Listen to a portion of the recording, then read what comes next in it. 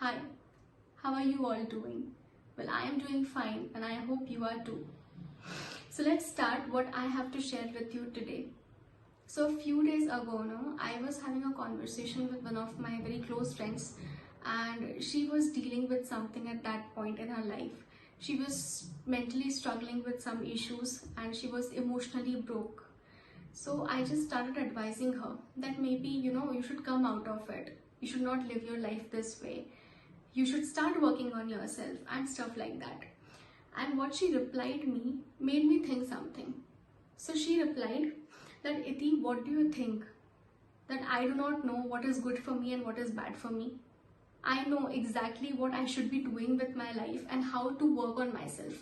But I am so emotionally engrossed with my issues right now that I am not able to help myself.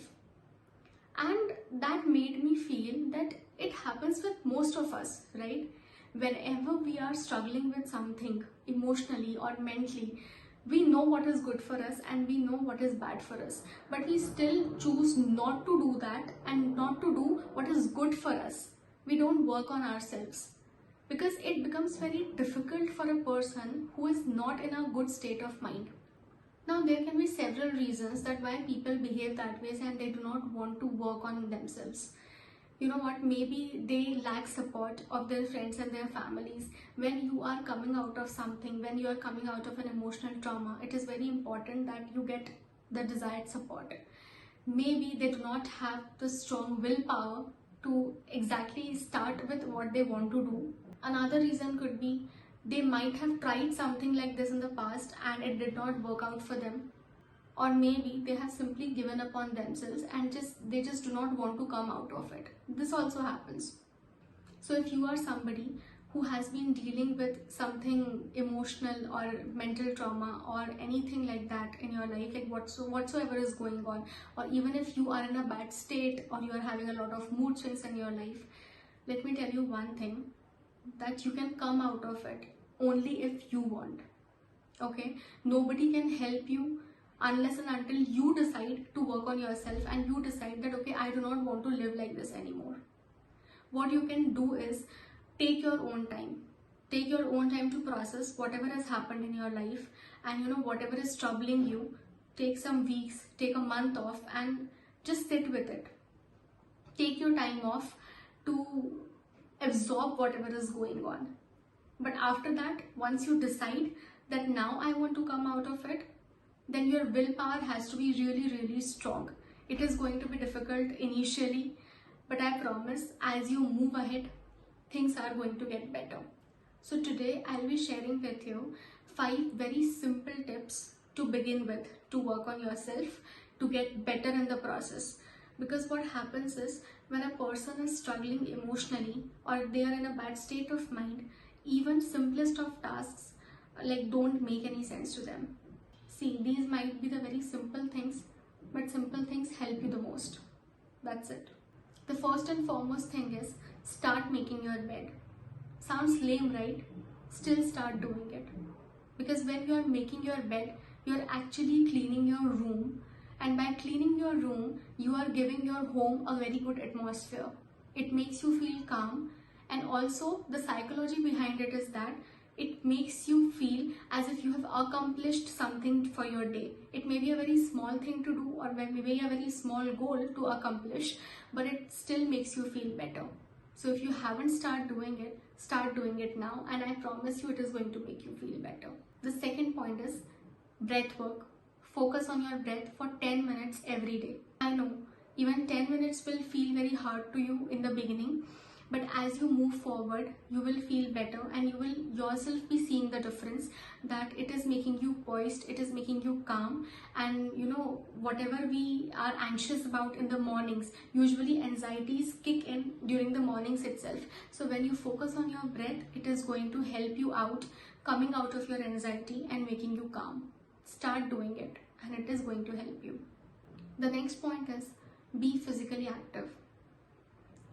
If you cannot do any rigorous exercises or your workouts, which anyways is very hard for you to do right now, but still just make sure that you are active for 30 minutes a day.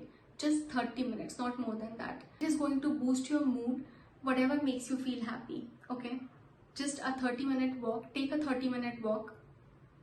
Just go for playing some sports, badminton or tennis or cricket or whatever makes you feel happy, but just be active for 30 minutes during the day, and it is going to be a game changer for you. And why I am emphasizing too much on being physically active, I'll tell you in my next point. Next point is you have to eat well.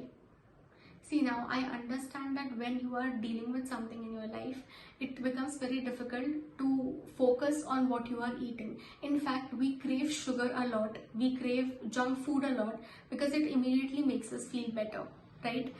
But I'll just suggest you one thing. Whatever you want to eat or whatever you are craving to eat, start making it at home. It is going to keep you healthy also. It is going to fulfill your cravings also. And let me tell you, cooking is therapeutic. At least to me it is. How it happens, I have no clue, but it happens. You know, when you are cooking, you feel good about yourself and it boosts your mood. So just avoid eating junk food, avoid eating food from outside, and rather try to make everything at home. And you know what? Why I am asking you to eat well and be physically active no matter what? Because during my journey, I have realized that being physically active is very important to maintain your sanity. Because if you're already dealing with something mentally or emotionally, you would not want to have physical ailments, right? And also, being physically active instantly changes your mood. So it is very important for your mental health also. That is why eating well and being physically active is very, very, very important. And the last point is, let your emotions out. Now, it can be difficult for the people who are introvert or who cannot really talk to anybody. But such people, what they can be doing is, they can simply pen down their thoughts. Okay, take a pen, take a paper or take a diary, that write down all your negative thoughts, whatever you are feeling and whatever you are dealing with. Or talk to the people who are close to you or who care about you. Because you know what happens is, when you speak to the people, when you share what is going on with you with them, it helps you understand better about your emotions and about your problems. They'll listen to you and you will feel light, but you will also get a better understanding of how you are feeling and what you should be doing to deal with it. And on the last note, just one more thing. If you are dealing with something very major in your life, okay, and none of these points can help you or no other person can help you, and if you feel that you are in a very miserable state, just go and seek professional help. Okay, don't think that people will be judging you, and do not think that, you know, I cannot go to a doctor, what is wrong with me? Nothing is wrong with you. If your body is not well, you go to a doctor without thinking, right? So if your mind is not well, why to think so much? Whatever I shared with you, that was entirely based on my experience, and if it helps you, please let me know. Do like this video, subscribe to my channel. Thank you for watching. Bye.